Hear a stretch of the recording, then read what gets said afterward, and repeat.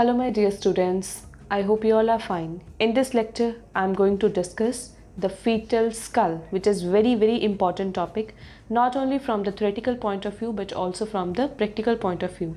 In the practical examination, the examiner always asks for the fetal skull. So this is a very important topic. Under fetal skull, I will discuss its various areas, sutures, fontanelles, as well as its diameters. So before moving towards the topic, guys, I just first want to say that if you will find my video useful, then please like to my video and also give your valuable comments. Your comments or your responses actually motivates me to make more videos for you guys. And if you are new at my channel or if you're not subscribed to my channel yet, please kindly subscribe to my channel for getting regular updates. Now coming back to the topic, that is fetal skull. What is fetal skull? Fetal skull is to some extent compressible, means the fetal skull is compressed or reduced in size when the pressure is applied over it. Normally during the labor or during the delivery of the fetal head, the pressure is applied over the fetal skull, which results in the overlapping of the skull bones or the molding. As a result, the fetal skull is reduced in size or it is compressed so that it can easily deliver through the butt canal. And the fetal skull is made mainly of thin pliable tubular bones. So the fetal skull bones are thin plus pliable. Now what is pliable? Means it can easily bend when the pressure is applied over them, and flat in nature, which forms the vault. Now what is the meaning of vault? The normal meaning of the vault is arched roof. So the fetal skull is act as a roof for the brain, which protects the brain. Next are the areas of fetal skull. There are mainly three areas of fetal skull, that is the vertex, brow and the face. As you can see in this diagram, this is the occiput region. This is the posterior fontanelle, which is also known as lambda. This is the anterior fontanelle, which is also known as bregma. And this is the root of the nose, which is also known as glabella. And there is another word which is known as supraorbital ridges. So these are the bony orbits of the fetal skull where the eyes are situated. So the superior margins of the bony orbits is known as supraorbital ridges. So this is the root of the nose, which is also known as glabella, and these are the supraorbital ridges. So from the posterior fontanelle till the anterior fontanelle, this region is known as vertex, and from the anterior fontanelle to the glabella, this region is known as brow, and this is the face of the fetal skull. So starting with the vertex, it has a quadrangular area. Now what is the meaning of quadrangular area? Means it has four sides like a rectangle or a square. So anteriorly it has bregma or the anterior fontanelle and the cornal sutures. The suture which lies between the two frontal bones and two parietal bones is known as cornal suture, which is present on both the sides of skull. And behind or posteriorly it has lambda or the posterior fontanelle and the lambdoidal suture, the suture which lies between the two parietal bones and one occipital bone. And laterally there are imaginary lines which are passing through the parietal eminence. This is a parietal eminence. Now what is the parietal eminence? The prominent area or the protruded area of the bone is known as eminence, and this is the parietal eminence. These lines are not actually marked over the fetal skull, these are just imaginary lines. As you can see here in this diagram, the vertex interiorly has bregma and the cornal sutures, and posteriorly it has lambda and the lambdoidal sutures, and there are imaginary lines. Suppose these are the parietal eminences on both the sides of the fetal skull, and there are imaginary lines which are passing through the parietal eminences, and this is a quadrangular area which has four sides, and this quadrangular area is known as vertex. Next is brow. So it starts from the anterior fontanelle and the cornal sutures to the root of the nose and supraorbital ridges. So it starts from the anterior fontanelle and the cornal sutures to the glabella and the supraorbital ridges, and this region is known as brow. Next is face. From the root of the nose and supraorbital ridges to the junction of the floor of the mouth with the neck. So from the glabella and supraorbital ridges to the point where the floor of the mouth meets with the neck. So this is the point, or this is the junction between the floor of the mouth with the neck, and this region is known as face. So after the areas of the skull, next is the bones in the fetal skull. There are how many bones in the fetal skull?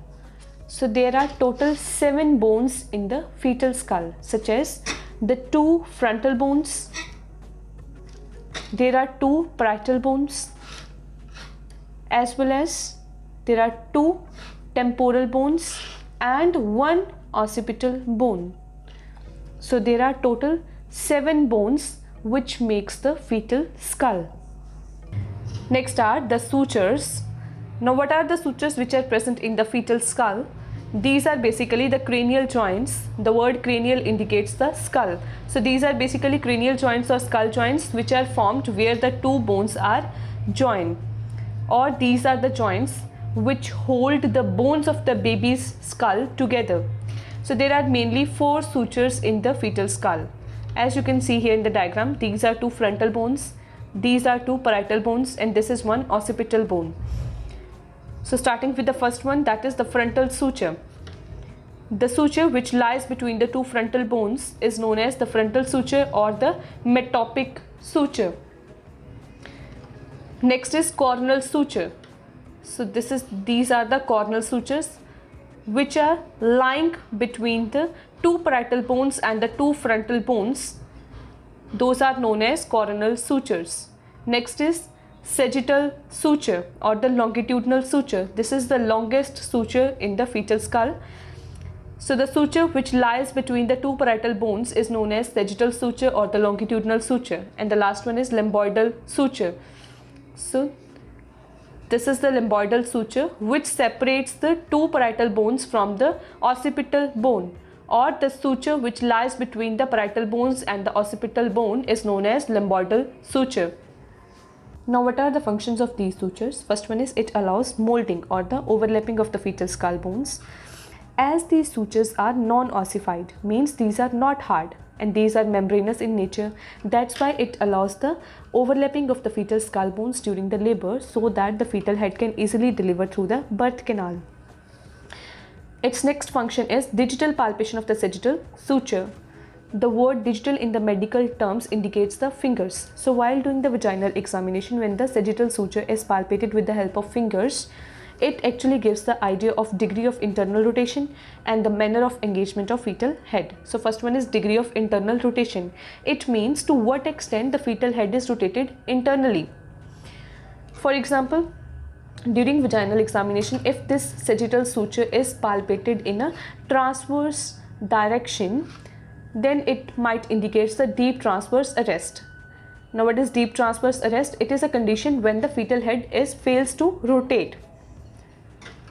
So if it is palpated in a transverse direction, it means the fetal head fails to internally rotate.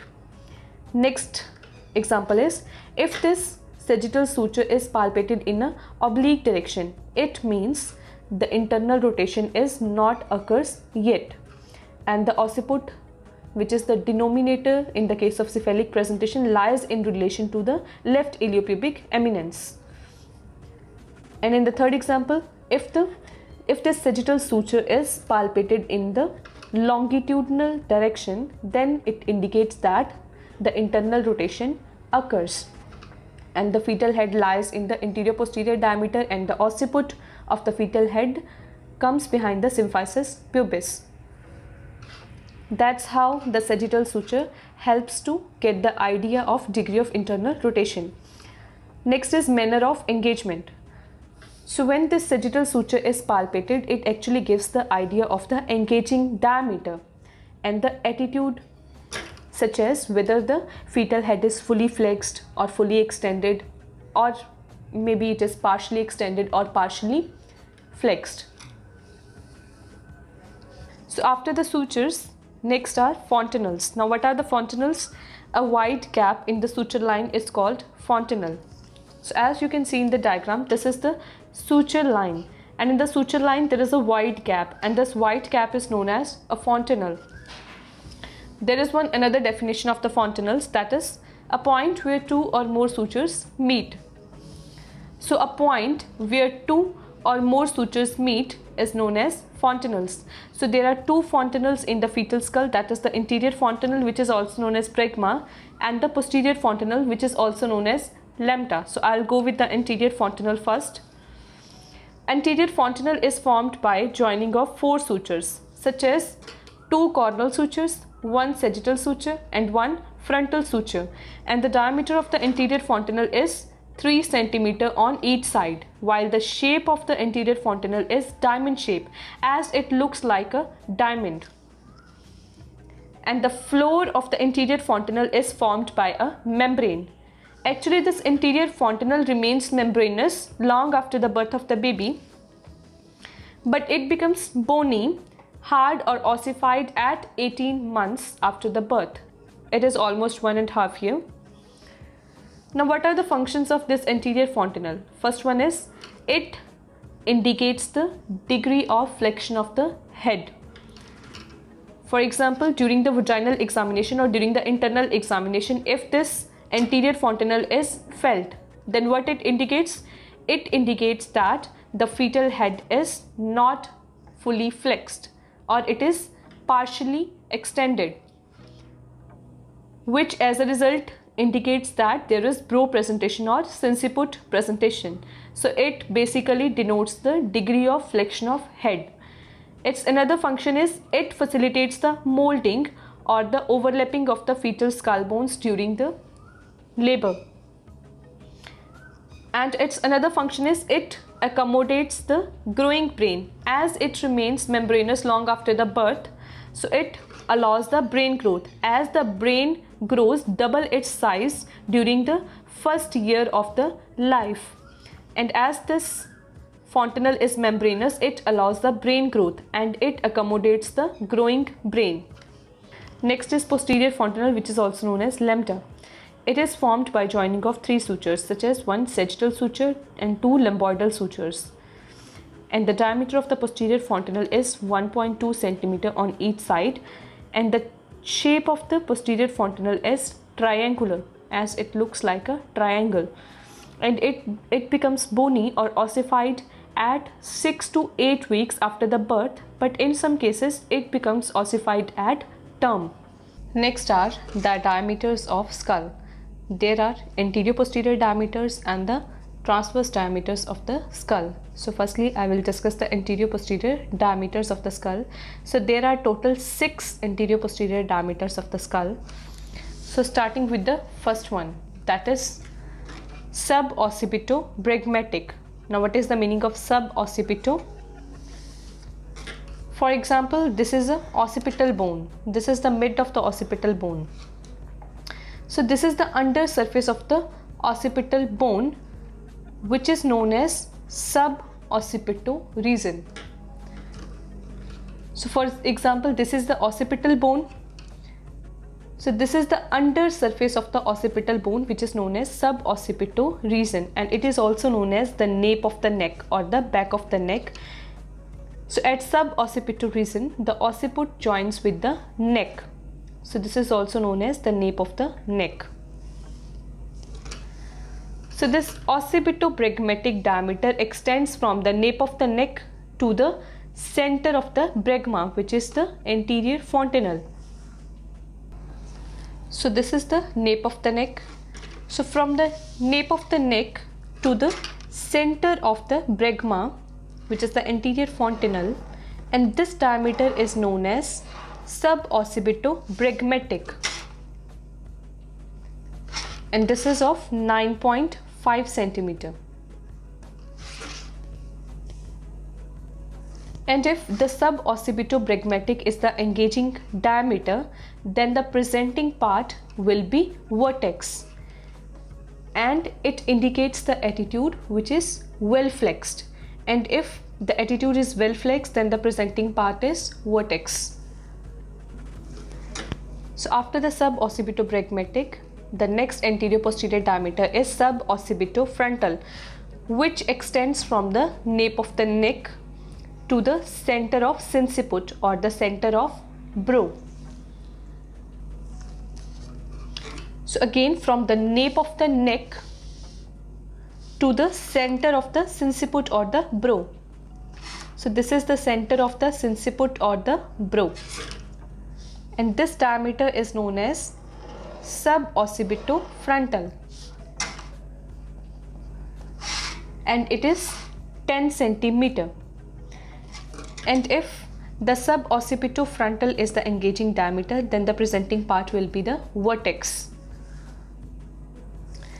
As in the case of suboccipitofrontal diameter, it indicates the incomplete flexion, means the attitude is flexed but not completely, and in this case the presenting part is vertex. So after the suboccipitofrontal diameter, the next diameter is occipitofrontal, which extends from the occipital eminence. Now what is the occipital eminence? It is the protruded or the prominent part of the occipital bone. So it extends from the occipital eminence to the glabella, which is also known as the root of the nose. So this is the occipital eminence. This is the prominent or the protruded part. So from the occipital eminence to the glabella or the root of the nose, and this is known as occipitofrontal diameter, and it is of 11.5 centimeter. And when this is the engaging diameter, in this case the presenting part is again vertex. As in the case of occipitofrontal diameter, if the engaging diameter is occipitofrontal, then it indicates the marked deflection. What is the meaning of marked deflection? Deflection is opposite to the flexion. In this, the fetal head is moving towards the non-flexed or the extended attitude, and in this case the presenting part is again vertex. So after the occipitofrontal diameter, the another anterior posterior diameter is mento-vertical. The word mento indicates the chin. So this diameter extends from the midpoint of the chin to the highest point of the sagittal suture. So this is the midpoint of the chin, and here the sagittal suture is situated. So this is the highest level of the sagittal suture. The mento-vertical diameter is the longest diameter in the fetal skull. So this is known as mento-vertical diameter, and it is 14 centimeter. So it is basically the longest diameter in the fetal skull. And if mento-vertical is the engaging diameter, then the presenting part will be brow. So if the mento-vertical is the engaging diameter, then the attitude will be partial extension, means the fetal head is neither fully extended nor it is fully flexed. So it is in the midway, so the presenting part is brow. After the mento-vertical diameter, the another anterior posterior diameter is submento-vertical. As the name suggests, submento, that is below the or the under surface of the chin. So this diameter extends from the junction of floor of mouth and neck to the highest point of the sagittal suture. So this is the point where the floor of the mouth meets with the neck. So from the junction of floor of the mouth and the neck to the highest point of the sagittal suture, this diameter is known as submento-vertical, and this is of 11.5 centimeter. And if submento-vertical is the engaging diameter, then the presenting part will be the face. As in the case of submento-vertical diameter, the fetal head is incompletely extended, means the fetal head is extended but not completely. But in this case also the presenting part will be face. As in the case of face presentation, the fetal head is completely extended, and in the case of submento-vertical diameter, the fetal head is extended but not completely. So in the case of submento-vertical diameter, the presenting part will be face. So after the submento-vertical diameter, The next diameter is submentobregmatic. So this diameter extends from the junction of the floor of the mouth and the neck to the center of the bregma or center of the anterior fontanelle. So from the junction of the floor of the mouth and the neck to the center of the bregma, and this diameter is known as submentobregmatic, and it is of 9.5 centimeter. And if submentobregmatic is the engaging diameter, then the presenting part will be the face of the fetal skull. As in this case, the fetal head is fully extended. So if the engaging diameter is submentobregmatic, then the attitude will be completely extended or complete extension. So the presenting part will be the face. Next are the transverse diameters of the fetal skull. So there are total 4 transverse diameters in the fetal skull. So starting with the first one, that is biparietal diameter. It is the distance between the 2 parietal eminences. So as you can see in this diagram, these are the parietal eminences. Eminences means the protruded or the prominent part of the parietal bone. So the distance between the 2 parietal eminences is known as biparietal diameter, which is 9.5 centimeter. Next is supersubparietal diameter. So it extends from a point placed below one parietal eminence. On the other hand side, the point is placed above the other parietal eminence of the opposite side. So in this case, one point is placed above the parietal eminence, while on other hand side, one point is placed below the parietal eminence, and the distance between these 2 points is known as supersubparietal diameter, which is 8.5 centimeter. So after the supersubparietal diameter, the next transverse diameter is bitemporal diameter. It is the distance between the anterior inferior ends of the coronal suture.